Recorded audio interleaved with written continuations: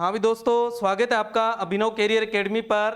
तो अपने बात कर रहे थे जो चतुर्थ श्रेणी कर्मचारी है, इसके ऊपर चर्चा कर रहे थे। और इसके जो सामान्य विज्ञान है, इस सामान्य विज्ञान के जो 5 प्रश्न आने हैं, इन 5 प्रश्नों का जो भंडारण है वो अपने इकट्ठा कर रहे थे। और उसके अंदर हमने पीछे 2 टॉपिक जो है वो कंप्लीट कर लिए थे। एक तो हमने भौतिक और रासायनिक परिवर्तन जो टॉपिक था, बड़ा ही महत्वपूर्ण टॉपिक, उसके ऊपर चर्चा की थी। और उसके बाद हमने धातु, अधातु और प्रमुख जो यौगिक है उसके ऊपर भी चर्चा की थी। आज अपना तीसरा टॉपिक जो है वो है प्रकाश का परावर्तन और नियम। प्रकाश का परावर्तन और नियम आपके पास सिलेबस होगा, उस सिलेबस में ये टॉपिक जो है मेंशन कर रखे हैं, वहां आप ये देख सकते हैं। टॉपिक वाइज जो है आपको क्लासें मिलने वाली है, आप हमारे साथ बने रहें। और अगर आपने पीछे की क्लासें जो है वो नहीं देखी है तो प्ले लिस्ट में जाके आप उनको देख सकते हैं। बड़े ही महत्वपूर्ण प्रश्न जो है वो लिए गए हैं, जो परीक्षा की दृष्टि से आपके लिए बड़े ही महत्वपूर्ण है। और आपको जो 5 प्रश्न मिलने वाले हैं वो यहीं से मिलने वाले हैं। जो आपको यहाँ प्रश्न करवाए जा रहे हैं, इनमें से एक भी प्रश्न बाहर नहीं होगा। 5 के 5 प्रश्न जो है आपको मिलने वाले हैं। ओके। और साथ ही साथ इस प्लेटफॉर्म पर जो चतुर्थ श्रेणी कर्मचारी के जितने भी विषय हैं, सभी विषयों की क्लासें जो है वो रनिंग में है। और कुछ विषयों की क्लासें जो है वो पूरी हो चुकी है। जैसे मैथ की क्लास है वो कंप्लीट हो चुकी है पूरी की पूरी। अगर आपने नहीं देखा है तो आप प्ले लिस्ट में जाके मैथ का अलग से आपको फोल्डर मिल जाएगा, वहां आप प्रत्येक क्लास को आप एक एक करके देख सकते हैं। और उसके साथ ही जो राजनीति विज्ञान है उसकी लगभग क्लासें जो है वो कंप्लीट हो चुकी है। और अब जो जिन सब्जेक्ट की क्लासें जो है वो कंप्लीट हो चुकी है, उनका जो मैराथन है वो जल्दी शुरू कर दी जाएगी। यानी सब्जेक्ट है, प्रत्येक सब्जेक्ट की प्रत्येक टॉपिक वाइज जो है वो मैराथन ली जाएगी, तो वो जल्दी शुरू कर दी जाएगी। तो इस क्लास को अपने दोस्तों के साथ ज़्यादा से ज़्यादा आप शेयर करें। देखो आप कि एक शेयर करने से बहुत कुछ बदल सकता है। ऐसे विद्यार्थी जिन तक ये नहीं पहुंच रहे हैं उन तक पहुंच जाएगा। या यूं कहें कि ऐसे विद्यार्थी जो संसाधन के बदौलत अपना जो वो करना बहुत कुछ चाहते हैं लेकिन उन तक मिल नहीं पाता है, और न मिलने के कारण वो नहीं कर पाते हैं, तो उन तक अगर ये बात पहुंचा दें यहाँ पे तो बड़ा ही आपका फायदा होगा। इसमें आपका फायदा क्या होगा कि वो आपको दुआ देंगे कि फलाने ने मेरे को ये बात जो है वो शेयर की थी और उसकी वजह से मैं आज ये सिलेक्ट हो गया। समझ गए। और ये दुआ लेने के लिए देखो, दुआ बहुत बड़ी चीज होती है। दुआ जो होती है वो बहुत बड़ी चीज होती है और दुआ लेने के लिए लोग तरसते हैं। तो आप ये दुआ जो है वो जरूर लें। आपके एक शेयर से कुछ नहीं जाता, तो शेयर जरूर करें और क्लास को लाइक करें। साथ ही साथ आप कमेंट में जरूर लिखें कि क्लास आपको कैसी लगी, जो क्वेश्चन हमने तैयार किए हैं वो कैसे लगे और इनमें क्या कमी नजर आई आपको। तो कमी लिखें, कमी मेंशन करें भी ये कमी हमें लगी।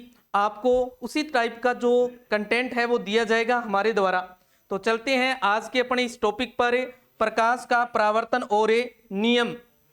देखो आपके टॉपिक जो है प्रकाश जो है दे रखा है, और इस प्रकाश के अंदर सिर्फ और सिर्फ परावर्तन और नियम दे रखे हैं। परावर्तन और नियम जो है वो दिए हुए हैं, यानी सिर्फ और सिर्फ आपने इसका परावर्तन पोर्शन जो है वो ही करना है, और जो अपवर्तन है या पूर्ण आंतरिक परावर्तन है उसको आपने नहीं तैयार करना है। क्योंकि आपके सिलेबस में सिर्फ और सिर्फ मेंशन क्या है, प्रकाश का परावर्तन और नियम है, तो यही पढ़ना है। यानी कि और इसको भी आपने ज्यादा इस तरीके की नहीं पढ़ना है कि भी अपने कोई रॉकेट साइंस पढ़नी है, वो नहीं करना है ना। रॉकेट साइंस नहीं पढ़नी है, अपने को जनरल साइंस पढ़नी है। जनरल जो क्वेश्चन है उनको पढ़ना है, ठीक है ना। तो हर व्यक्ति इसको आसानी से कर सकता है, ऐसा नहीं है इसमें नहीं कर सकते हैं। तो प्रकाश प्रकाश क्या होती है, एक प्रकार की ऊर्जा है। देखो एक प्रकार की क्या है, ऊर्जा है। प्रकाश एक प्रकार की ऊर्जा है, ये बात ध्यान रखें। प्रकाश एक प्रकार की क्या है, ऊर्जा है। ओके, हाँ जी। और प्रकाश की जो प्रकृति की अगर बात करें, किसकी बात करें, प्रकृति की बात करें, तो प्रकृति ध्यान रखें। देखो प्रकृति जो है इसकी वो द्वैत प्रकृति पाई जाती है। कौन सी है? द्वैत प्रकृति है, इसकी ध्यान रखना। कौन सी प्रकृति है? द्वैत प्रकृति है। द्वैत प्रकृति है। द्वैत प्रकृति का मतलब कि इसमें दो है, एक तो कणीय प्रकृति है और एक है तरंगीय। तरंगीय प्रकृति है। ओके, तरंगीय प्रकृति के द्वारा हमें जो प्रकाश की घटनाएं देखते हैं, जैसे व्यतिकरण है, व्यतिकरण की घटना है, साथ ही साथ परावर्तन की घटना है, अपवर्तन की घटना है, अपवर्तन की घटना है और विवर्तन की घटना है आदि। ये जो घटनाएं हैं ये तरंगीय प्रकृति के कारण घटित होती है। और जो कणीय प्रकृति है इससे क्या देखते हैं अपनी, जैसे प्रकाश का कॉम्पटन प्रभाव है, कॉम्पटन प्रभाव, कॉम्पटन प्रभाव जो है वो कणीय प्रकृति के कारण है। ठीक है, और जो एक देखते हैं अपने बंडल के रूप में, बंडल के रूप में,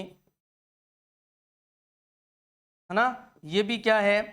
कणीय प्रकृति के कारण है। तो ये जो घटनाएं हैं ये प्रकाश से संबंधित घटनाएं हैं, ये ध्यान रखनी है आपने। और परावर्तन, परावर्तन जो है वो क्या है? परावर्तन के बारे में चर्चा कर लेते हैं अपने यहाँ। परावर्तन, परावर्तन जैसे ये कोई एक समतल है आपके पास और इस समतल पर ये कोई प्रकाश किरणें आपतित हो रही है। क्या हो रही है?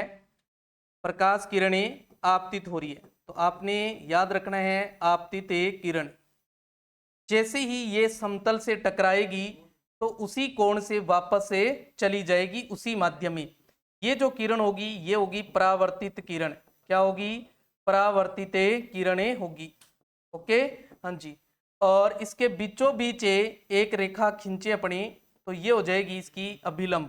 क्या हो जाएगी? अभिलंब हो जाएगी। क्या हो जाएगी? अभिलंब। ये जो किरण है ये क्या कहलाएगी? अभिलंब। अभिलंब। ओके, हाँ जी। ये जो कोण बनेगा इसको अपने आई से लिखते हैं और ये कोण जो होता है ये होता है आपतन कोण। कौन सा? आपतन कोण। और ये जो कोण होता है ये आर, इसको अपने बोलेंगे परावर्तन कोण। क्या याद रखना है? परावर्तन कोण। ओके, हाँ जी। तो जब कोई प्रकाश किरणें किसी समतल से टकराती है तो टकराने के बाद वापस उसी माध्यम में लौट जाए तो इस घटना को अपने क्या कहेंगे? परावर्तन कहेंगे। इसके नियम की अगर बात करें तो दो नियम है इसके। नियम कितने हैं? दो नियम याद रखने आपने। पहला नियम क्या है? जो आपतित किरण है, आपतित किरण है,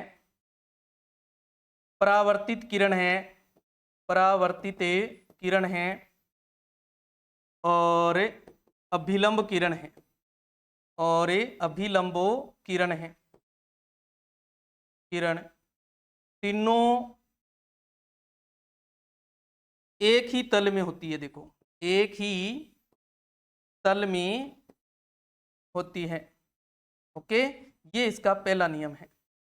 दूसरा नियम क्या है? दूसरा नियम है आपतन कोण जो है, आपतन कोण ये परावर्तन कोण के बराबर होता है।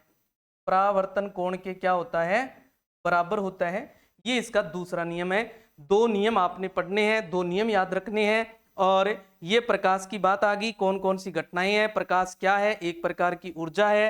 प्रकृति कौन सी? इसकी द्वैत प्रकृति है। द्वैत प्रकृति में कौन कौन सी?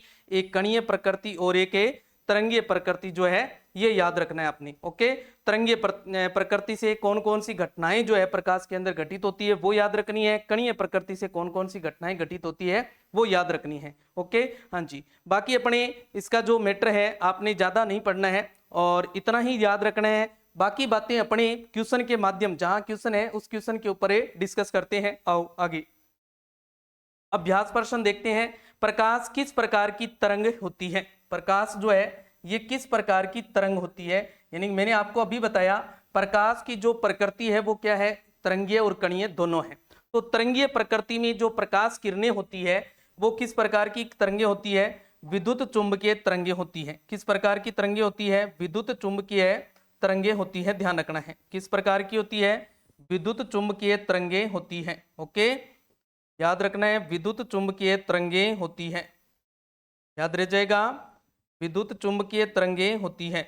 ओके, हाँ जी। नेक्स्ट है, सेकंड प्रश्न है, परावर्तन का पहला नियम क्या कहलाता है? पहला नियम अभी बताया मैंने, आपतित किरण, परावर्तित किरण व अभिलंब एक ही तल में होते हैं, एक ही तल में होते हैं। ओके, यानी तीनों जो है वो एक ही तल में स्थित होते हैं, ये याद रखना है। ओके, हाँ जी, ये इसका क्या आ जाएगा? पहला नियम है। ये इसका क्या है? पहला नियम है, याद रखना है। ओके, हाँ जी। नेक्स्ट बात है, समतल दर्पण में देखो, दर्पण जो है, दर्पण जो है ये परावर्तन पर आधारित है। दर्पण जो पढ़ते हैं अपने, दर्पण जो है इसमें कौन सा पढ़ेंगे अपने? दर्पण पढ़ना है आपने, देखो गोलीय दर्पण। कौन सा? गोलीय दर्पण, ठीक है। गोलीय दर्पण, गोलीय दर्पण जो है इसमें दो प्रकार का है, एक उत्तल दर्पण है और एक अवतल दर्पण है। एक उत्तल है और एक अवतल दर्पण है। ओके, हाँ जी। इसमें जो प्रतिबिंब बनेगा, इसमें जो प्रतिबिंब बनेगा वो क्या बनेगा? वास्तविक, वास्तविक और उल्टा बनेगा। और क्या बनेगा? उल्टा बनेगा। इसमें जो प्रतिबिंब बनेगा वो सीधा बनता है। क्या बनता है? सीधा और आभासी बनता है। क्या बनता है? आभासी। यानी सीधा का संबंध जो है वो किसके साथ है? आभासी के साथ है। ये बातें याद रखनी है। और इसमें प्रतिबिंब छोटा बनता है, इसमें प्रतिबिंब बड़ा और छोटा और ये समान साइज तीनों होते हैं। ओके, ध्यान रखना है। यानी बड़ा भी बनता है, कुछ कंडीशन में छोटा भी बनता है और कुछ कंडीशन में समान साइज भी बनता है। ओके, ध्यान रखना है, तीनों होता है, बड़ा, छोटा और समान साइज। और समतल दर्पण की अगर बात करें अपने, जो समतल दर्पण है, समतल दर्पण में जो प्रतिबिंब बनता है इसमें भी क्या बनता है? सीधा बनता है। देखो क्या बनता है? सीधा बनता है। और सीधे का संबंध मैंने अभी बताया आपके साथ, किसका होता है? आभासी का। क्या है? आभासी है। और इसमें तो छोटा बनता है, देखो उत्तल में, इसमें क्या होगा? समान आकार का प्रतिबिंब बनेगा, ध्यान रखना है, समान साइज का बनेगा। ये बातें याद रखनी है, ये बातें याद रखनी है। ओके, हाँ जी। तो क्या प्रश्न है? समतल दर्पण में प्रतिबिंब होता है सीधा और वास्तविक। देखो सीधे का संबंध जो है वो किसके साथ है? आभासी के साथ है। तो सीधा और आभासी बनता है, यानी कि कौन सा सही हो जाएगा? देखो सी ऑप्शन जो है वो अपना सही हो जाएगा। देखो सी ऑप्शन जो है वो क्या हो जाएगा? सही हो जाएगा। ओके, हाँ जी। नेक्स्ट है अपने पास, नेक्स्ट है परावर्तन के नियम कितने हैं? अभी मैंने आपको बताया परावर्तन के कितने नियम हैं? दो नियम हैं। परावर्तन के कितने नियम हैं? दो नियम हैं। एक तो तीनों प्रकाश किरणें जो है वो एक ही तल में होती है। दूसरा जो है मैं यहाँ मेंशन कर देता हूँ कौन कौन से नियम है। देखो पहला नियम तो क्या है? जो आपतित किरण है, आपतित किरणें और परावर्तित किरणें, परावर्तित किरणें, और तीसरी है अपने पास और अभिलंब। तीनों एक ही तल में, एक ही तल में होते हैं या स्थित होते हैं, ये याद रख सकते हो। दूसरा नियम है आपतन कोण। आपतन कोण का जो मान है वो परावर्तन कोण के बराबर है। परावर्तन कोण के क्या है? बराबर है। ये बातें याद रखनी है, ये दो नियम है इसके। नेक्स्ट देखो, जब प्रकाश किसी समतल दर्पण से टकराता है तो वह, अभी बताया मैंने, क्या होता है कि अवशोषित हो जाता है, पार हो जाता है, परावर्तित हो जाता है या बिखर जाता है। तो समतल दर्पण से टकराने के बाद क्या होगा? हम क्या पढ़ रहे हैं? परावर्तन पढ़ रहे हैं। परावर्तन पढ़ रहे हैं तो प्रकाश किरण क्या होगी? परावर्तित होगी। क्या होगी? परावर्तित होगी, ध्यान रखना है। ओके, हाँ जी। तो क्या हो जाएगा? परावर्तित। क्या हो जाएगा? परावर्तित। ओके, याद रखना है इस बात को। हाँ जी। नेक्स्ट है अपने पास समतल दर्पण में प्रतिबिंब का आकार होता है, अभी बताया मैंने, कैसा होता है, समान आकारे होता है, यानी कि बराबरे होता है। क्या होता है, बराबरे आकार का प्रतिबिंब बनता है। ओके, हाँ जी, बड़े ही महत्वपूर्ण प्रश्न है। ऐसे ही प्रश्न जो है आपको एग्जाम में मिलने वाले हैं, ऐसे ही प्रश्न जो है एग्जाम में मिलने वाले हैं। आपको मैं फिर बता देता हूं, देखो जो एक प्रश्न जो है, एक प्रश्न आपको मिलने वाला है कहां से, जो भौतिक और रासायनिक परिवर्तन हमने पढ़ा, भौतिक और रासायनिक परिवर्तन हमने पढ़ा, इससे मिलने वाला है आपको। ओके, एक प्रश्न यहां से मिलने वाला है। दूसरा प्रश्न जो है, दूसरा प्रश्न मिलने वाला है आपको धातु, अधातु और प्रमुख यौगिक, और प्रमुख यौगिक से मिलने वाला है, प्रमुख यौगिक। ओके, एक प्रश्न यहां से मिलने वाला है। एक प्रश्न आपको मिलने वाला है प्रकाश, प्रकाश से, और एक प्रश्न आपको मिलने वाला है, एक प्रश्न मिलने वाला है मानव शरीर से, मानव शरीर से। ध्यान रखना, मानव शरीर में संरचना भी है, क्या है, संरचना भी है, और अंग तंत्र भी है, अंग तंत्र भी है। इसके बारे में कल क्लास होने वाली अपनी। और एक प्रश्न आपको मिलने वाला है रोग से, एक प्रश्न आपको मिलने वाला है रोग से, ध्यान रखना। ये 5 प्रश्न आपको मिलने वाले हैं। मैंने आप यहाँ टॉपिक जो है मेंशन कर दिया है कि किस टॉपिक से आपको कौन सा, यानी क्या प्रश्न जो है वो मिलने वाला है। यानी कुल 5 प्रश्न आपसे पूछे जाएंगे, और 5 प्रश्न जो है किस टॉपिक से आएंगे मैंने यहाँ बता दिया आपको, यहीं से मिलने वाले हैं। और एग्जाम के बाद आप इसका स्क्रीनशॉट कर लो, और बाद में आप ये मिला लेना कि इस टॉपिक से प्रश्न आया या नहीं आया है। ओके, हाँ जी। नेक्स्ट देखो, नेक्स्ट है अपने पास परावर्तित किरण का कोण कहलाता है, परावर्तित किरण का कोण। ध्यान दें, जो आपतित किरण होती है, आपतित किरण का कोण, आपतित किरण का जो कोण है वो तो क्या कहलाता है, आपतन कोण। क्या कहलाता है, आपतन कोण कहलाता है। और ये परावर्तित किरण का जो कोण होगा वो क्या कहलाएगा, परावर्तन कोण कहलाएगा। क्या कहलाएगा, परावर्तन कोण कहलाएगा। याद रखना है इस बात को। ओके, याद रखना है। परावर्तित किरण का पूछे तो परावर्तन कोण, आपतित किरण का पूछे तो कौन सा होगा, आपतन कोण होगा। हाँ जी, नेक्स्ट है, जब आपतित किरण सामान्य पर लाया जाता है तो परावर्तित किरण जो है वो 90 डिग्री पर झुकती है, शून्य कोण पर लौटती है, उल्टी दिशा में जाती है, या किसी दिशा में नहीं जाती है। जब आपतित किरण जो है वो उसको सामान्य पर लाया जाता है तो क्या होता है, ये बताना है आपको, ध्यान रखना है। तो शून्य कोण पर लौट जाती है, जब उसको सामान्य स्थिति पर लाया जाता है तो शून्य कोण बनेगा। क्या बनेगा, शून्य कोण बनेगा, ध्यान रखना है। क्या बनेगा, शून्य कोण बनेगा। क्या बनेगा, शून्य कोण बनेगा, याद रखना है। ओके, हाँ जी, जब आपतित किरण जो है इसको सामान्य पर ले आई, अपनी सामान्य स्थिति पर ले आई, तो परावर्तित किरण जो है वो शून्य कोण पर लौटेगी, यानी कि कोई कोण जो है वो नहीं बनेगा। ओके, हाँ जी। नेक्स्ट है, प्रकाश की गति किस माध्यम में अधिक होती है, प्रकाश की जो गति है वो किस माध्यम में अधिक होती है, ये बताना है। किस माध्यम में अधिक होती है ये आपको बताना है। ध्यान दें, जो एक होता है देखो निर्वात, क्या होता है, निर्वात होता है। क्या होता है, निर्वात होता है, निर्वात। और एक होता है वायु, एक होता है जो द्रव माध्यम है, और एक जो है ठोस माध्यम है। द्रव, वायु की जगह आप गैसीय माध्यम भी लिख सकते हो, ठीक है ना। तो ध्यान रखना है, सबसे ज्यादा निर्वात में, उससे कम वायु में, फिर द्रव में, और सबसे कम जो होती है वो ठोस में होती है। ध्यान रखना है, ये क्रम आप याद रख सकते हैं, ये जो क्रम है ये आप याद रख सकते हैं। ओके, हाँ जी, ये क्रम आप याद रख सकते हैं। ओके, हाँ जी। तो इसमें बताना है कि किस माध्यम में अधिक होगी। देखो निर्वात है नहीं अपने पास, निर्वात के बाद गैसीय माध्यम देखो वायु दे रखी है, तो वायु में क्या होगा, सबसे अधिक होगा। वायु में क्या होगा, सबसे अधिक होगा। वायु में क्या होगा, सबसे अधिक होगा।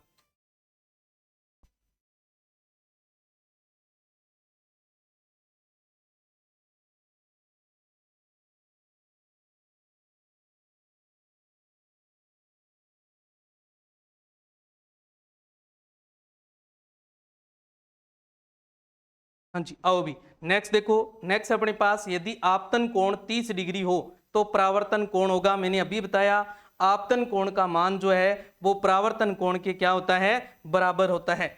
आपतन कोण का मान जो है वो क्या है, आपतन कोण का मान परावर्तन कोण के क्या होता है, बराबर होता है। परावर्तन कोण के क्या होता है, बराबर होता है। तो आपको आपतन कोण 30 डिग्री दे रखा है तो परावर्तन कोण भी कितना होगा, 30 डिग्री ही होगा। कितना होगा, 30 डिग्री ही होगा। इस बात को याद रखें। ओके, हाँ जी, आपतन कोण परावर्तन कोण के क्या है, बराबर है। ये हमने दूसरा नियम पढ़ा था भी। हाँ जी, नेक्स्ट है समतल दर्पण में प्रतिबिंब का प्रकार होता है। प्रकार अभी हमने देखा था किस प्रकार का होता है, आभासी होता है। किस प्रकार का होता है, आभासी होता है, ध्यान रखना है। समतल दर्पण में किस प्रकार का प्रतिबिंब बनता है, आभासी और सीधा बनता है और छोटा बनता है। क्या बनता है, आभासी और सीधा। आभासी और सीधा बनता है। देखो आभासी और सीधा और छोटा बनता है, समान साइज का बनता है, समान साइज का। ओके, ध्यान रखना है। समतल दर्पण की बात हो रही है यहाँ, समतल दर्पण की बातें हो रही है। समतल दर्पण इस तरीके का जो दर्पण होता है बिल्कुल सीधा, है ना, ये समतल दर्पण है, ये समतल दर्पण है। ओके, हाँ जी। नेक्स्ट है अपने पास परावर्तित किरण किस नियम का पालन करती है। परावर्तित किरण जो है वो किस नियम का पालन करती है। ओके, हाँ जी, न्यूटन का, अपवर्तन का, परावर्तन का या ऊर्जा संरक्षण का। तो परावर्तित किरण किसका पालन करेगी, परावर्तन के नियम का। किसका, परावर्तन के नियम का पालन करती है, परावर्तन के नियम का पालन करती है। ओके, हाँ जी, ध्यान रखना है। नेक्स्ट है अपने पास एक परावर्तक सतह होती है। एक जो परावर्तक सतह है वो कैसी होती है, खुरदरी या चमकदार और चिकनी या पारदर्शी या अपारदर्शी। तो देखें जो चिकनी जो सतह है परावर्तक, जिस सतह से परावर्तन होता है उस सतह को क्या बोलेंगे, अपने परावर्तक सतह बोलेंगे। उस सतह को हम क्या बोलेंगे, परावर्तक सतह बोलेंगे। तो परावर्तक सतह जो है वो कैसी होती है, तो ध्यान दें वो चिकनी भी हो सकती है और वो चमकदार भी हो सकती है। चिकनी भी हो सकती है और चमकदार भी हो सकती है। अगर मान लो वो खुरदरी है तो क्या हो जाएगा, विसरित परावर्तन हो जाएगा। क्या हो जाएगा, विसरित परावर्तन हो जाएगा, ध्यान रखना है, विसरित परावर्तन। और विसरित परावर्तन में जो परावर्तित किरण है वो समान कोण से परावर्तित नहीं होती है, समान कोण से परावर्तित नहीं होती है। चमकदार या फिर चिकनी जो हो, इससे क्या होता है, इससे नियमित परावर्तन होता है। क्या होता है, नियमित परावर्तन होता है, ध्यान रखना है, नियमित परावर्तन होता है। और नियमित परावर्तन में जो परावर्तित किरण है वो समान कोण से परावर्तित होती है। तो क्या होती है, एक परावर्तक सतह जो है वो चमकदार और चिकनी होती है, चमकदार और क्या होती है, चिकनी होती है, ध्यान रखना है। ओके, हाँ जी। अगर आपसे पूछे विसरित परावर्तन तो आपने बतानी है खुरदरी है। ओके, हाँ जी। नेक्स्ट है अपने पास समतल दर्पण में दूरी की दृष्टि से वस्तु और प्रतिबिंब में क्या अंतर होता है। वस्तु और अभी मैंने आपको बताया, ध्यान रखना है भी समान साइज का बनता है तो दूरी भी क्या होगी, समान होगी। दूरी भी क्या होगी, समान होगी। प्रतिबिंब से दूर बनता है, वस्तु दूर होती है, दोनों की दूरी बराबर होती है, कोई निश्चित अंतर नहीं होता है। तो दोनों की दूरी क्या होती है, बराबर होती है। दोनों की जो दूरी है वो क्या होती है, बराबर होती है। ये बात भी याद रखें आप, ये बात भी याद रखें। ओके, हाँ जी। नेक्स्ट आ जाता है अपने पास एक समतल दर्पण में प्रतिबिंब का प्रकार होता है।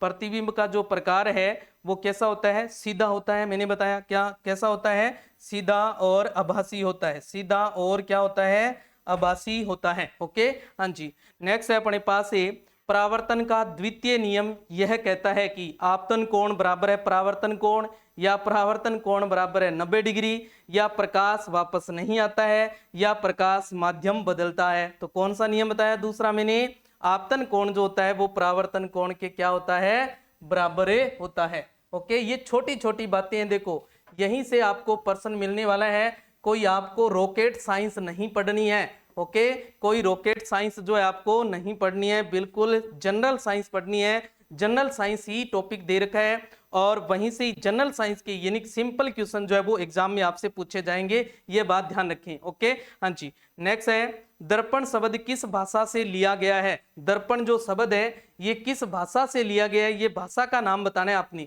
यानी किस भाषा से इसको लिया गया है ये बताना है। ओके, तो किस भाषा से है, संस्कृत से है, पाली से है, अरबी से है, हिंदी से है। तो ये किस भाषा से लिया गया है, हिंदी भाषा से लिया गया है, ध्यान रखना है।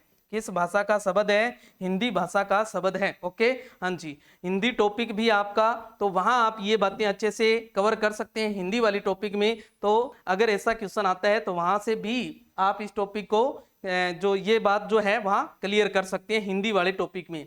परावर्तन की प्रक्रिया किसके बिना नहीं हो सकती। खुरदरी सतह, चिकनी सतह, पारदर्शी सतह या धातु, किसके बिना नहीं हो सकती। मैंने अभी बताया आपको, चिकनी सतह के बिना नहीं हो सकती है। ओके, चिकनी सतह होनी चाहिए। अगर चिकनी सतह नहीं होगी, खुरदरी होगी, तो कौन सा हो जाएगा, विसरित परावर्तन हो जाएगा। यानी परावर्तन नहीं कह सकते अपने, यानी कि परावर्तन नहीं कह सकते क्योंकि वो परावर्तन के नियमों का पालन नहीं करता है। ओके, हाँ जी। नेक्स्ट देखें, अगर पारदर्शी है तो आर पार चली जाएगी प्रकाश किरण। क्या चली जाएगी, आर पार। जब आर पार चली जाएगी तो वो क्या हो जाएगा, वो परावर्तन नहीं होगा। वो कौन सी घटना हो जाएगी, अपवर्तन घटना हो जाएगी। ओके, हाँ जी। प्रकाश का परावर्तन किस प्रकार की घटना है, भौतिक है, रासायनिक है, जैविक है या इलेक्ट्रॉनिक है। तो किस प्रकार की घटना है ये आपको बताना है। तो अपने अच्छे से जानते हैं ये क्या है कि भौतिक घटना है। क्या है, भौतिक घटना है, यानी कि इनके आंतरिक गुणों में कोई परिवर्तन नहीं होता है। यानी कि अगर आंतरिक संगठन में कोई परिवर्तन होता है तो कौन सा होता है, रासायनिक होता है। अगर आंतरिक संगठन में कोई परिवर्तन नहीं होता है तो वो कौन सा है, भौतिक है। जिनमें हमने परावर्तन पढ़ा था, जो ये भौतिक और रासायनिक परिवर्तन है, वहां इसको हमने क्लियर किया था। ओके, हाँ जी। नेक्स्ट देखें, दर्पण में प्रतिबिंब कैसे बनता है, अवशोषण द्वारा, परावर्तन द्वारा, अपवर्तन द्वारा, अपघटन द्वारा। तो किस द्वारा बनता है, दर्पण में सिर्फ और सिर्फ जो प्रतिबिंब बनेंगे वो किसके घटना के द्वारा बनेंगे, परावर्तन द्वारा। किस घटना द्वारा, परावर्तन द्वारा बनेंगे, ध्यान रखना है। ओके, हाँ जी। दर्पण में जो प्रतिबिंब बनते हैं वो किस घटना से बनते हैं, परावर्तन घटना से बनते हैं। ओके, नेक्स्ट है, प्रकाश की किरण जब दर्पण से टकराने के बाद वापस लौटती है तो इसे क्या कहते हैं। वापस जब लौटती है तो क्या कहेंगे, उसको परावर्तन कहेंगे। देखो, उस घटना को क्या कहेंगे, अपने परावर्तन कहेंगे। ओके, हाँ जी। जैसे देखो मैंने अभी बताया आपको, जैसे ये समतल है और ये कोई प्रकाश किरण आ रही है, आपतित किरण है। देखो क्या है, आपतित किरण है, और ये जैसी टकराकर वापस लौटती है तो ये क्या हो जाएगी, परावर्तित किरण है। और परावर्तित किरण है और इस घटना को हम क्या कहेंगे, परावर्तन कहेंगे। इस घटना को क्या कहेंगे, परावर्तन कहेंगे, ध्यान रखना है। क्या कहेंगे, परावर्तन। ओके, हाँ जी। नेक्स्ट है, समतल दर्पण में प्रतिबिंब कहाँ बनता है। समतल दर्पण में, दर्पण के पीछे, दर्पण के सामने या दर्पण के ऊपर, दर्पण के अंदर कहाँ बनता है ये बताना है। कहाँ बनता है ये बात बतानी है। तो याद रखें, दर्पण के सदैव पीछे बनता है। दर्पण के सदैव क्या बनता है, पीछे बनता है। ये बात ध्यान रखें, दर्पण के कहाँ बनता है, पीछे बनता है। ओके, दर्पण के क्या बनता है, पीछे बनता है। दर्पण के क्या बनेगा, पीछे बनेगा। ओके, हाँ जी, दर्पण के पीछे बनता है। नेक्स्ट है अपने पास इनमें से किसमें प्रकाश का परावर्तन नहीं होता, जल में, कांच में, दर्पण में, काला पत्थर में। ये कौन सा ऐसा है जिसमें परावर्तन की घटना जो है वो नहीं घटित होती है। परावर्तन की जो घटना है वो नहीं घटित होती है। इनमें से कौन सा है, देखो, जल, कांच, दर्पण। जल भी एक माध्यम है, कांच भी एक माध्यम है, दर्पण भी एक माध्यम है। काला पत्थर जो है इसमें प्रकाश की जो परावर्तन है वो नहीं होगा। जो काला पत्थर है इसमें प्रकाश की घटना, जो परावर्तन की घटना है वो नहीं घटित होती है, ध्यान रखना है। ओके, हाँ जी। नेक्स्ट है, परावर्तन कोण की माप की इकाई क्या है। मीटर में होती है, किलोग्राम में, डिग्री में, न्यूटन में। तो देखो, कोण है, और कोण किस में मापते हैं, अपनी डिग्री में मापते हैं। किस में मापते हैं, डिग्री में मापते हैं, ध्यान रखना है। तो किस में होगी, डिग्री में। किस में हो जाएगी, डिग्री में हो जाएगी। ओके, हाँ जी। नेक्स्ट है अपने पास समतल दर्पण में बनने वाला प्रतिबिंब कैसा होता है? वास्तविक, आभासी, विकृत, उल्टा। अभी हमने प्रश्न देखा था, ये प्रश्न रिपीट हो गया। कैसा होता है? आभासी होता है। कैसा होता है? आभासी होता है। ओके, हाँ जी। नेक्स्ट है अपने पास इस दर्पण में प्रतिबिंब उल्टा क्यों दिखता है? नीचे से ऊपर दिखता है, प्रकाश का अपवर्तन होता है, पार्श्व परिवर्तन के कारण प्रतिबिंब दूर जाता है।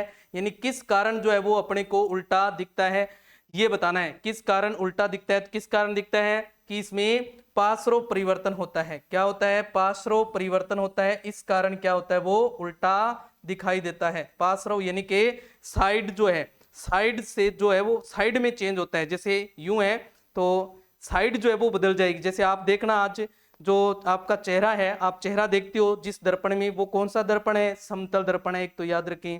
और उस समतल में आप इस कान के हाथ लगाओगे तो आपको दर्पण में कौन सा दिखाई देगा? इधर वाली साइड दिखाई देगा। यानी साइड जो है वो चेंज हो जाती है, तो पार्श्व परिवर्तन के कारण अपने को उल्टा दिखाई देता है। ओके, हाँ जी।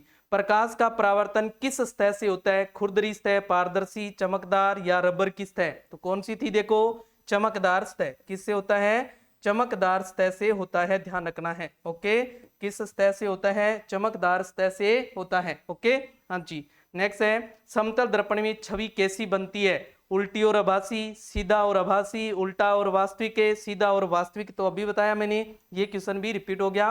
कैसी होती है? सीधी और आभासी होती है। सीधी और आभासी होती है। ओके, हाँ जी, सीधी और आभासी होती है। नेक्स्ट अपने पास एक समतल दर्पण में कितने प्रतिबिंब बनते हैं? एक समतल दर्पण में कितने प्रतिबिंब बनते हैं, ये बताना है अपने को। तो एक समतल दर्पण में कितने प्रतिबिंब बनेंगे? एक प्रतिबिंब ही बनता है, याद रखना है। समतल दर्पण में कितने प्रतिबिंब बनते हैं? एक प्रतिबिंब बनता है, ये बात याद रखनी है। ओके, हाँ जी। नेक्स्ट देखें, परावर्तन तब होता है जब, परावर्तन जब होता है तब होता है जब किस घटना से होता है, यानी किस कारण से होता है? प्रकाश सोख लिया जाए तब होता है, या प्रकाश दर्पण से टकराए तब होता है, प्रकाश दर्पण से टकराए तब होता है, या प्रकाश माध्यम बदले, या प्रकाश क्या बदले? माध्यम बदले, या प्रकाश अपवर्तित होता है। तो अपवर्तित से तो क्या हो जाएगा? अपवर्तन। क्या हो जाएगा? अपवर्तन ही हो जाएगा। ओके, हाँ जी। माध्यम, माध्यम नहीं बदलता है, देखो एक ही माध्यम में रहते हैं। प्रकाश सोख लिया जाए, सोखा भी नहीं जाता है। तो प्रकाश दर्पण से टकराने के कारण क्या होता है? परावर्तन होता है। टकराने के कारण क्या होता है? परावर्तन होता है, ये बात याद रखें। ओके, हाँ जी। नेक्स्ट है अपने पास परावर्तन में किस कोण को मापा जाता है? किस कोण को मापा जाता है, ये बताना है आपने। परावर्तन कोण को, समकोण को, अपवर्तन कोण को, परिकेंद्र कोण को। तो परावर्तन में दो ही कोण बताए मैंने, आपतन कोण और परावर्तन कोण। तो सबसे पहला जो मापा जो जिसको जाता है वो किसको जाता है? परावर्तन को। देखो, और परावर्तन ही दे रखा है। अगर परावर्तन आपको नहीं दे रखा हो ऑप्शन में तो आप क्या लिखोगे? आपतन दे रखा है तो आपतन आ जाएगा। ठीक है, अगर दोनों ही दे रखे हो ऑप्शन में, आपतन भी दे रखा हो और परावर्तन भी दे रखा हो, तो परावर्तन लिखना है आपने। ओके, ये बातें ध्यान रखनी है। यदि दो दर्पण 60 डिग्री के कोण पर रखे जाएं तो अधिकतम प्रतिबिंबों की संख्या। अच्छा प्रश्न है, देखो, अधिकतम प्रतिबिंबों की संख्या, अधिकतम प्रतिबिंबों की संख्या, प्रतिबिंबों की संख्या निकालने के लिए आपको एक ट्रिक याद रखनी है। क्या करना है? 360 में जितना कोण दे रखा हो उसका भाग लगाना है और माइनस कर देना है 1, माइनस कर देना है 1। ओके, हाँ जी। तो कितना है? 360।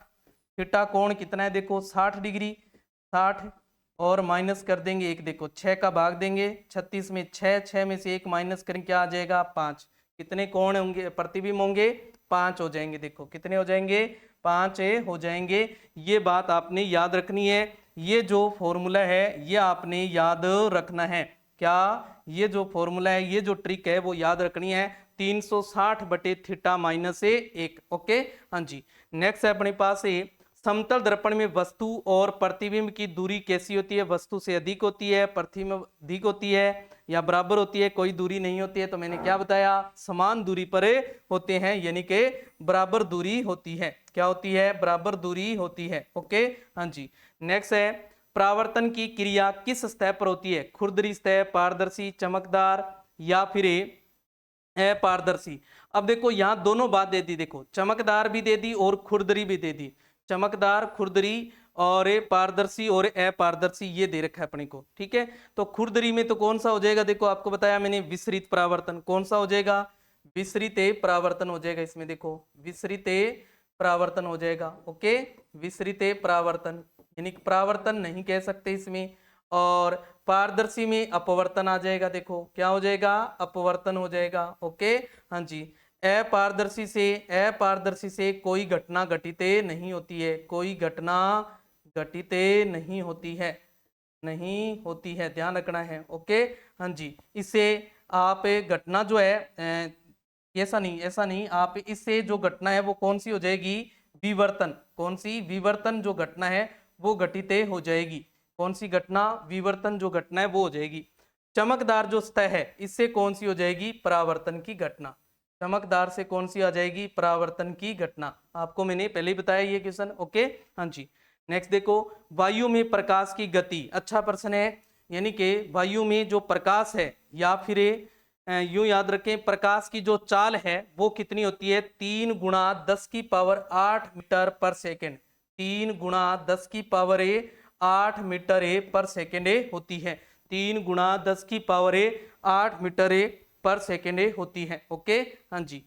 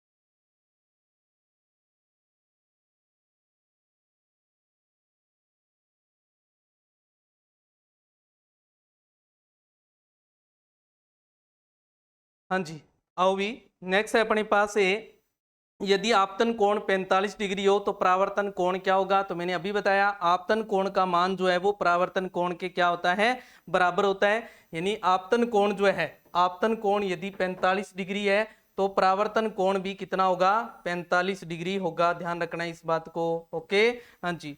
नेक्स्ट है, प्रकाश की गति में परिवर्तन कब होता है, प्रकाश की गति में जो परिवर्तन है वो कब होता है, जो गति है इसकी चाल जो है वो कब बदलती है ये बताना है आपको, यानी जो इसकी चाल है वो चाल कब बदलती है, चाल जब बदलती है जब एक माध्यम से दूसरे माध्यम में जाते हैं तो चाल में परिवर्तन होता है, चाल कम या ज्यादा हो जाती है। और ये ऐसा कब होता है, ऐसा किस में होता है, अपवर्तन की जो घटना होती है उसमें ऐसा होता है, ध्यान रखना है। यानी कि जब माध्यम बदलता है तो उसकी जो गति होती है वो चेंज हो जाती है, गति जो होती है वो चेंज हो जाती है, ओके, हाँ जी।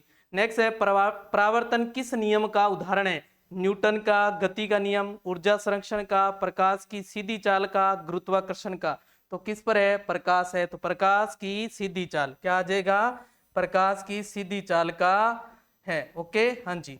नेक्स्ट है अपने पास ये परावर्तक सतह का उदाहरण है, कागज, काला कपड़ा, दर्पण, लकड़ी, तो कौन सा परावर्तक सतह का उदाहरण है, यहाँ पर दर्पण जो है वो परावर्तक सतह का उदाहरण है, ओके, परावर्तक सतह का उदाहरण क्या है, दर्पण है, ओके, हाँ जी।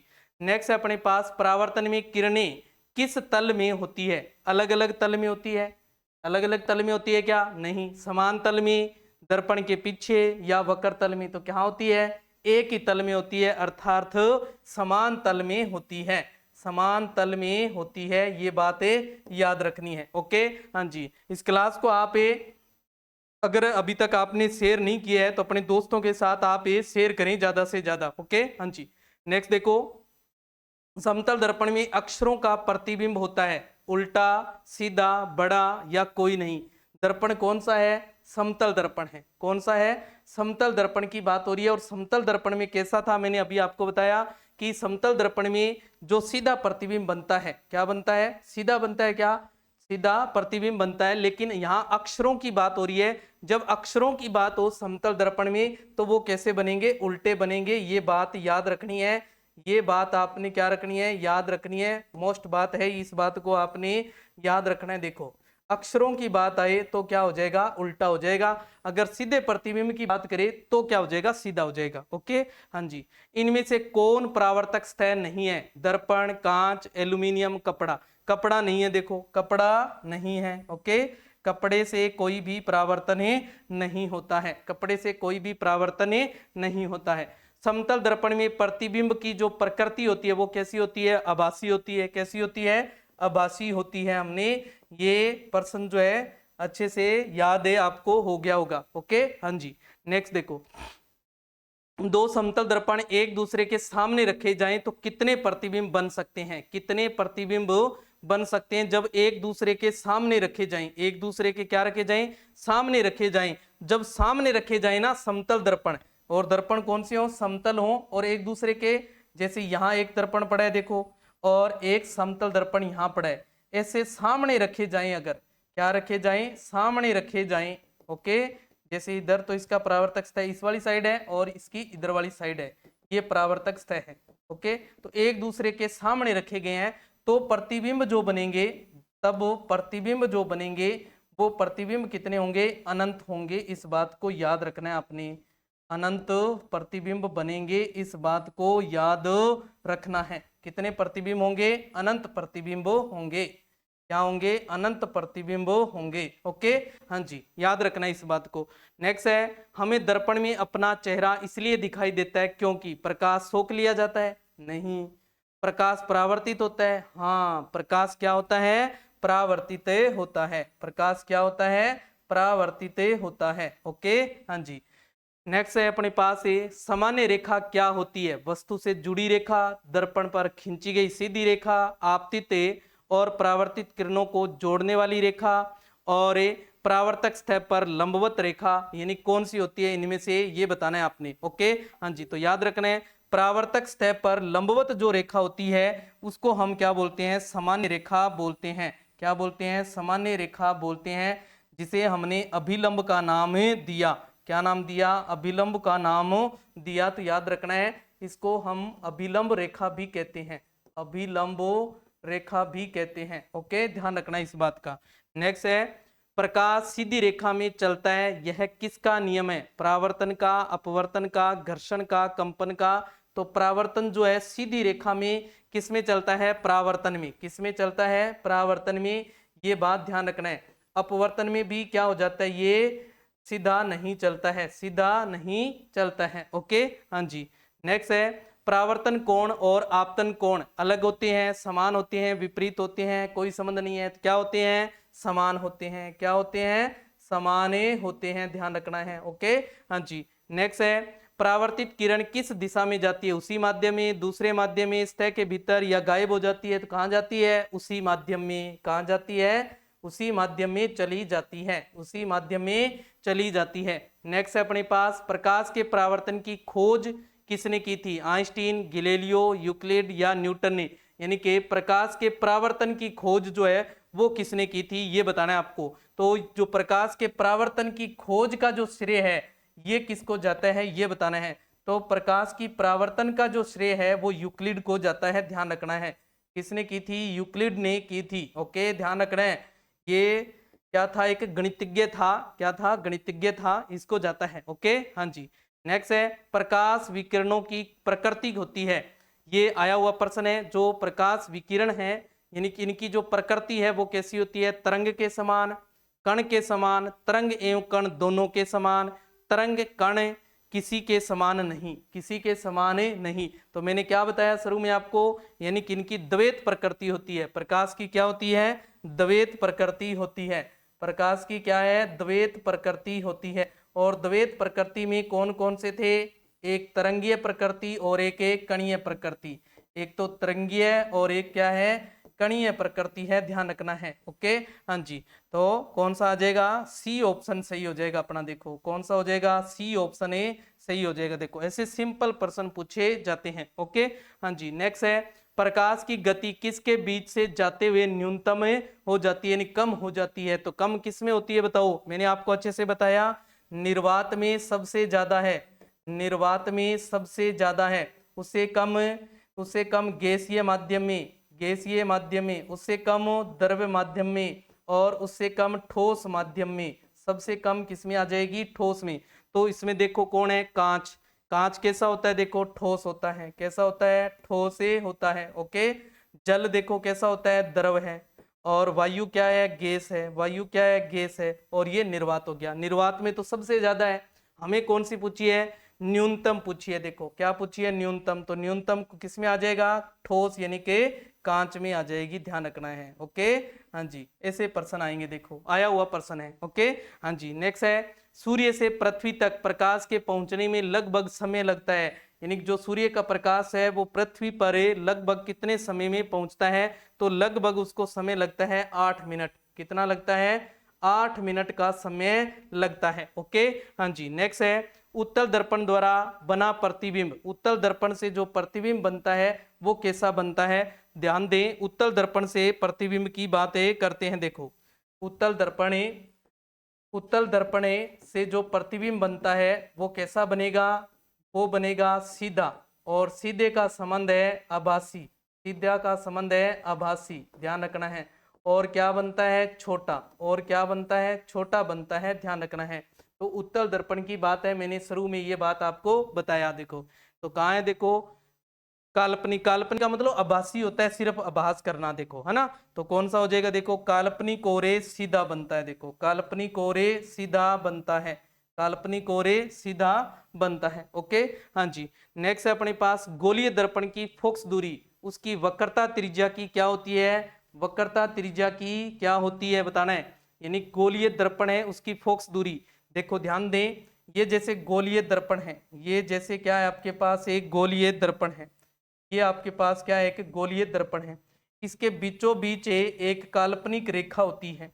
क्या? एक काल्पनिक रेखा की कल्पना कर ली जाती है। और ये जो दर्पण होता है ये किसी गोले का भाग माना जाता है। क्या माना जाता है? किसी गोले का भाग माना जाता है।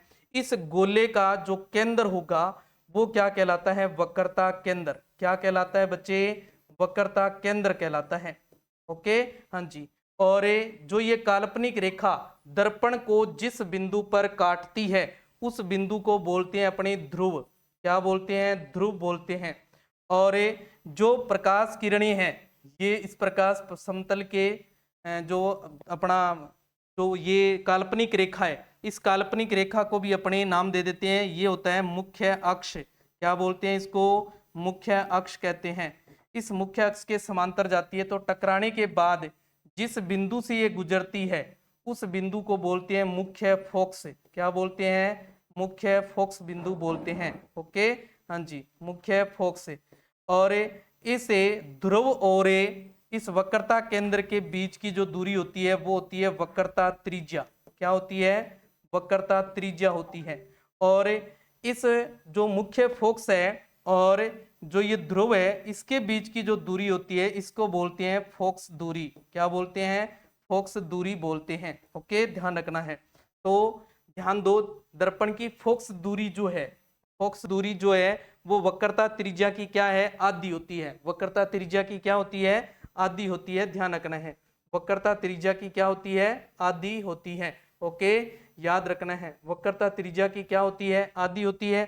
इसको ऐसे भी दे सकता है, ध्यान दें, इसको ऐसे भी दे सकता है, जो वक्रता त्रिज्या होती है इसको r से लिखते हैं और जो फोकस दूरी होती है इसको f से लिखा जाता है। तो f बराबर क्या होगा? r/2 होता है। या फिर ऐसा आ जाएगा जो r बराबर क्या हो जाएगा? 2f। कैसे याद रख सकते हो? r बराबर 2f याद रख सकते हो आप। ओके। हाँ जी, आपसे पूछा जा सकता है कि फोकस दूरी और वक्रता त्रिज्या में संबंध है। फोकस दूरी और वक्रता त्रिज्या में संबंध, तो संबंध क्या है? r बराबर 2f। ओके। हाँ जी, नेक्स्ट देखें, मोटर गाड़ी के चालक के सामने लगा रहता है। मोटर गाड़ी जो होती है उसके सामने जो दर्पण लगा रहता है वो किस प्रकार का दर्पण होता है? उत्तल दर्पण, अवतल, समतल या एक लेंस होता है। तो जो इससे सीधा प्रतिबिंब बनता है, देखो क्या बनता है? सीधा। इससे क्या बनता है? उल्टा बनता है। देखो क्या बनता है? उल्टा बनता है। और इससे भी क्या बनता है? सीधा बनता है। कैसा बनता है? सीधा बनता है। तो कौन सा दर्पण होता है? जो आगे की तरफ ऐसे मुड़ा होता है ना वो, तो जो वक्राकार है तो वक्राकार है तो कौन सा हो जाएगा, उत्तल हो जाएगा। कौन सा हो जाएगा, उत्तल दर्पणे लगा होता है, ध्यान रखना है। ओके, हाँ जी। जब कोई वस्तु को दो समांतर समतल दर्पण के बीच रखी जाती है तो बने हुए प्रतिबिंब की संख्या, ये प्रश्न रिपीट हो गया, देखो पीछे आया था, कितना होता है, अनंत। कितना होती है, अनंत होती है। ओके, हाँ जी। नेक्स्ट है, अवतल दर्पण में वस्तु का प्रतिबिंब दर्पण के पीछे काल्पनिक, सीधा तथा वस्तु से बड़ा बनता है जब वस्तु होती है। यानी दर्पण के पीछे की बात करें, अगर दर्पण के पीछे की बात करें, जिस ध्यान दें, बाकी जो प्रतिबिंब कैसे बनेंगे, यानी जिस ओर वस्तु होगी उसी ओर ही प्रतिबिंब बनते हैं। अगर दर्पण के पीछे की बात करें तो पीछे क्या बनेगा, अवतल दर्पण में बाकी तो सारे के सारे क्या बनेंगे, वास्तविक बनेंगे। क्या बनेंगे, वास्तविक बनेंगे, ध्यान रखना है। अब बाकी सारे के सारे जो दर्पण में अवतल दर्पण से जो प्रतिबिंब बनेंगे वो क्या बनेंगे, वास्तविक बनेंगे। ये बात याद रखें, क्या बनेंगे, वास्तविक बनेंगे। और अगर बात करें काल्पनिक की, काल्पनिक जो होता है वो सिर्फ एक ही स्थिति पर बनता है, वो कौन सा होता है, फोकस दूरी और ध्रुव के अगर बीच में प्रति जो वस्तु है उसको रखा जाए, अगर वस्तु को कहाँ रखा जाए, वस्तु को रखा जाए फोकस और ध्रुव के बीच में, तो प्रतिबिंब कहाँ बनेगा, दर्पण के पीछे बनेगा और काल्पनिक बनेगा, सीधा बनेगा और वस्तु से बहुत बड़ा होगा। वस्तु से क्या होगा, बहुत बड़ा होगा। प्रकाश तरंग उदाहरण है ध्वनि तरंग का, विद्युत चुंबकीय अनुप्रस्थ तरंग का, पराबैंगनी तरंग का, या कोई नहीं। तो क्या है, विद्युत चुंबकीय अनुप्रस्थ तरंग का उदाहरण है। किसका है, विद्युत चुंबकीय अनुप्रस्थ तरंग का उदाहरण है, याद रखना है, ये विद्युत चुंबकीय अनुप्रस्थ तरंग का उदाहरण है। ओके, हाँ जी। नेक्स्ट है अपने पास स्पष्ट दर्शन की न्यूनतम दूरी जो होती है, यानी कि अगर अपने जैसे सामने कोई वस्तु है और इसको अपने देखना है तो स्पष्ट जो दूरी है, न्यूनतम दूरी वो कितनी होती है, 25 सेंटीमीटर। और जो दूरी या अधिकतम दूरी जो है वो होती है अनंत, याद रखना है, क्या होती है, अनंत। तो न्यूनतम दूरी है वो कितनी है, 25 सेंटीमीटर है। कितनी होती है, 25 सेंटीमीटर होती है। प्रकाश के तरंग सिद्धांत को किसने प्रतिपादित किया था, अच्छा क्वेश्चन है। और इसके ऊपर आप मोस्ट लगा लो, क्या लगा लो, मोस्ट लगा लो। ओके, तो जो प्रकाश का तरंग सिद्धांत है ये किसने दिया था, हाइगेंस ने दिया था। किसने दिया था, हाइगेंस ने दिया था, याद रखना है। यानी कि उससे पहले, हाइगेंस से पहले प्रकाश को किस रूप में माना जाता था, कणीय रूप में ही माना जाता था। फिर हाइगेंस ने जब इसको तरंग सिद्धांत दिया तो इसकी प्रकृति जो है वो द्वैत प्रकृति के रूप में जाना जाने लगा। ओके, हाँ जी। जब किसी दर्पण को थीटा कोण से घूर्णित किया जाए तो परावर्तित किरण का घूर्णन होगा। तो मैंने बताया जितना कोण होगा उतना ही परावर्तित के बाद बनेगा, तो थीटा कोण बनेगा, क्या बनेगा, थीटा कोणे बनेगा, ध्यान रखना है। ओके, हाँ जी, थीटा कोणे बनेगा। ओके, क्या बन जाएगा, थीटा कोणे बन जाएगा। नेक्स्ट अपने पास परावर्तन के संदर्भ में ये भली भांति ज्ञात है कि जब एक दर्पण को एक कोण में घुमाया जाता है तो परावर्तित किरण घूमती है उसी कोण में, कोण की 2 गुनी में, कोण की 3 गुना, कोण की आदि। तो अगर एक कोण से घुमाया जा रहा है तो उसी कोण से दोबारा उसी कोण से क्या होगी, वो परावर्तित होगी। देखो परावर्तित भी क्या होगी, उतना ही कोणे होगा। मैंने अभी आपको बताया, यानी कि आपतन कोण के बराबर होता है परावर्तन कोण। ओके, हाँ जी। नेक्स्ट है श्वेत प्रकाश कितने रंगों का मिश्रण होता है, यानी जो सूर्य का प्रकाश है इसको श्वेत प्रकाश माना जाता है। श्वेत प्रकाश का मतलब है 7 रंगों का समूह है। श्वेत प्रकाश, श्वेत प्रकाश का मतलब है कि सफेद नहीं है। श्वेत का मतलब सफेद नहीं है, इसका मतलब है 7 रंगों का समूह है। 7 रंगों का समूह है, 7 रंगों का क्या है, समूह है। ओके, हाँ जी। तो कितने रंग होते हैं, 7 रंग होते हैं, ध्यान रखना है। ओके, हाँ जी।